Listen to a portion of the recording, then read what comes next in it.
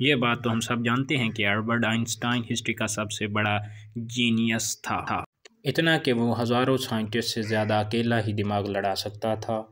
جو چیز ہم انسان سمجھنا تو دور سوچ بھی نہیں سکتے، وہ آئنسٹائن نے سوچی بھی، سمجھی بھی اور پوری دنیا کے لیے آسان بھی بنایا۔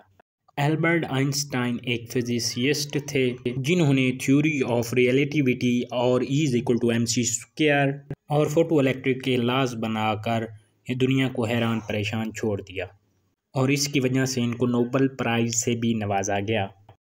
ان کی ایکسٹرا آرڈینری سوچنے اور سمجھنے کی صلاحیت کو دیکھ کر لوگ سمجھتے تھے کہ آئنسٹائن کے پاس ایک اسپیشل برین ہے جو دوسرے لوگوں سے مختلف ہے۔ اس بات کا اندازہ خود آئنسٹائن کو بھی تھا، اس لیے وہ نہیں چاہتے تھے کہ ان کے مرنے کے بعد ان کے جسم پر کسی قسم کی ریسرچ کی جائے، بلکہ انہوں نے یہ انسٹرکشن دے رکھی تھی کہ مرنے کے بعد ان کی باڈی کو جلا کر راکھ کر دیا جائے۔ لیکن پھر وہی ہوا جس کا آئنسٹائن کو ڈر تھا۔ 1955 کو جب آئنسٹائن کا انتقال ہوا تو ان کو جب آٹوپسی کے لیے لے جایا گیا، موت کی وجہ جاننے کے لیے جو ڈاکٹر آیا اس نے چپکے سے آئنسٹائن کا دماغ نکال لیا۔ اس کو یہ جاننے کی کیوریوسٹی تھی کہ دنیا کے سب سے بڑے جینیس کے دماغ میں ایسا ہے کیا۔ ناظرین، آئنسٹائن کا دماغ چرانے والے ڈاکٹر تھامس ہاروی تھے، جن کو اپنے ساتھ ہونے والے انجام سے زیادہ اسپیشل برین کو اسٹڈی کرنے کی دلچسپی تھی۔ کچھ دنوں بعد جب ہاسپٹل والوں کو ڈاکٹر کی اس حرکت کا پتہ چلا تو اس کو اپنی جاب سے ہاتھ دھونا پڑا۔ لیکن ڈاکٹر ہاروی آئنسٹائن کے بیٹے ہنس البرٹ سے یہ پرمیشن لینے میں کامیاب ہو گئے کہ وہ اس جینیس مائنڈ پر ریسرچ کر سکے۔ اس دن سے اس برین کا ایک لمبا ترین سفر شروع ہوا۔ ڈاکٹر ہاروی ایک پیتھولوجسٹ تھے جو صرف پوسٹ مارٹم کرنا جانتے تھے۔ یہ ان کا صرف خیال تھا کہ وہ اتنے بڑے جینیس کے برین پر ریسرچ کر سکیں گے۔ اب صورتحال یہ تھی کہ وہ اپنی جاب سے بھی ہاتھ دھو بیٹھے تھے اور اپنا عہدہ بھی۔ آئنسٹائن کا برین جو پہلے ہی ڈاکٹر ہاروی کے پاس تھا، وہ اس کو لے کر اس کو فلیڈلفیا لے گئے اور وہاں پر اس کی کئی فوٹوز لیں، اور پھر اس دماغ کو 240 پیسز میں کاٹ دیا گیا اور ہر پیس کو الگ جار میں اپنے بیسمنٹ کے نیچے رکھ دیا۔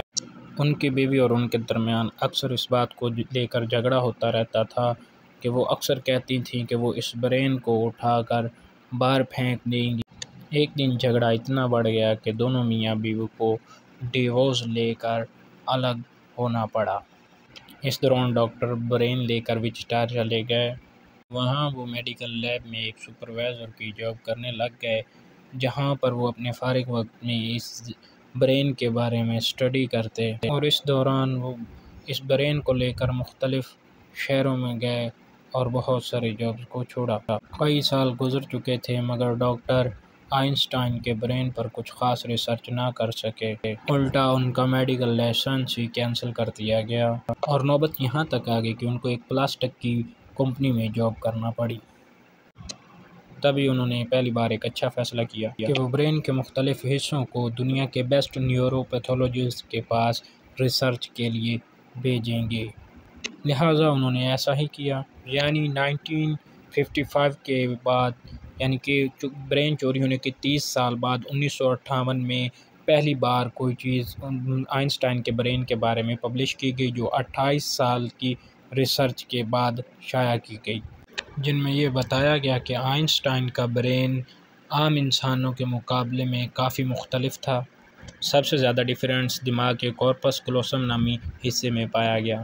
اب یہ جاننا ضروری ہے کہ انسانی دماغ دو بڑے حصوں میں تقسیم ہوتا ہے۔ انسان جو بھی کام کرتا ہے پہلے دماغ کے ایک حصے میں پروسیس ہوتا ہے اور پھر ہمارا برین جسم کے اس حصے کو سگنل دیتا ہے۔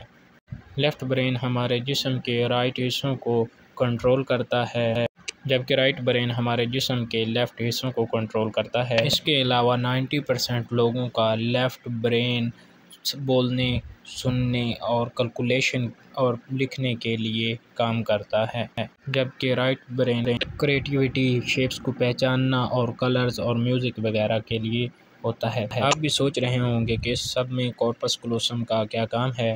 فرض کر لیں اگر آپ کی بورڈ پر ٹائپنگ کر رہے ہیں یا اپنے موبائل فون پر، ہمارے دونوں ہاتھ ٹائپنگ کرنے میں بزی ہیں، کچھ الفاظ ہمارا سیدھا ہاتھ اور کچھ الفاظ ہمارا الٹا ہاتھ ٹائپنگ کر رہا ہے۔ اگر آپ سے کوئی مسٹیک ہوئی تو فوراً آپ نے رائٹ ہینڈ سے اس کو کریکٹ کیا۔ اس کا مطلب کہ جس طرح ہمارے رائٹ برین سے مسٹیک ہوئی تو اس نے فوراً رائٹ برین کو سگنل دے کر اس کو درست کیا۔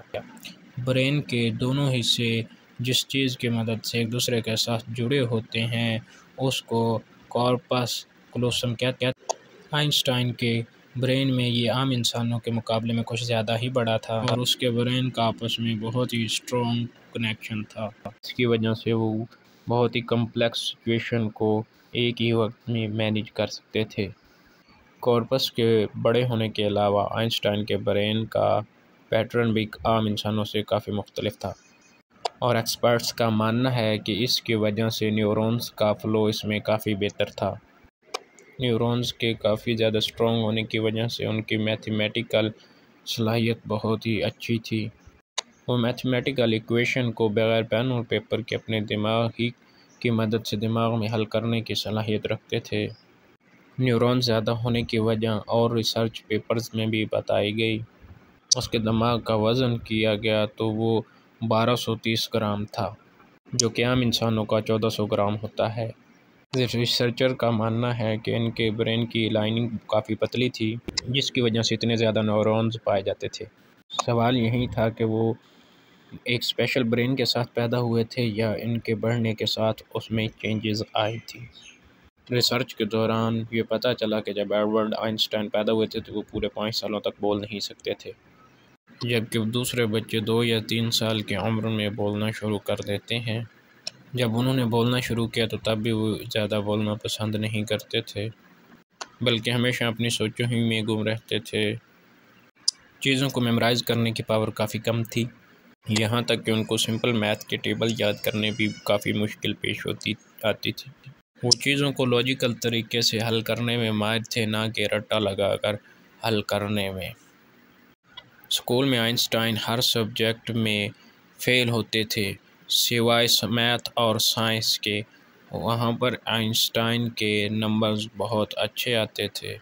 جب وہ 12 سال کے تھے تو ایک فیملی ٹیچر اپنی جیومیٹری کی بک ان کے پاس بھول گئے اور آئنسٹائن نے وہ ایک ہی دن میں پوری بک پڑھ کر اپنے کانسیپٹ کلیئر کر گئے۔ نہ صرف اتنا ہی بلکہ 14 سال کی عمر میں وہ انٹیگرلز اور ڈفرینشیل کیلکولیشن کے ماہر بن گئے۔ ان کی ان چیزوں پر اتنی گرفت تھی کہ جب وہ سوال پوچھنے کے لیے کلاس میں ہاتھ کھڑا کرتے تھے تو پروفیسرز سوال کی نوعیت کو جاننے کے لیے بے چین ہو جاتے تھے۔ چھوٹی ساری عمر میں ہی یونیورس کے لاز کو ایک چھوٹی ساری ایکویشن میں بند کرنا چاہتے تھے، جسے انہوں نے اپنی زندگی کا مقصد بنا لیا تھا۔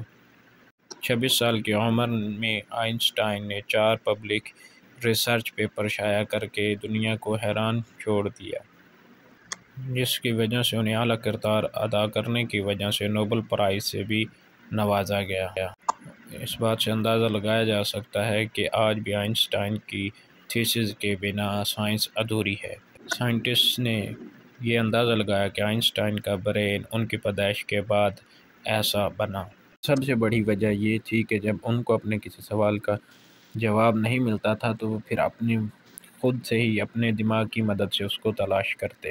ایسا کرنے کی وجہ سے ان کا دماغ اسی حساب سے ڈیولپ ہوتا گیا۔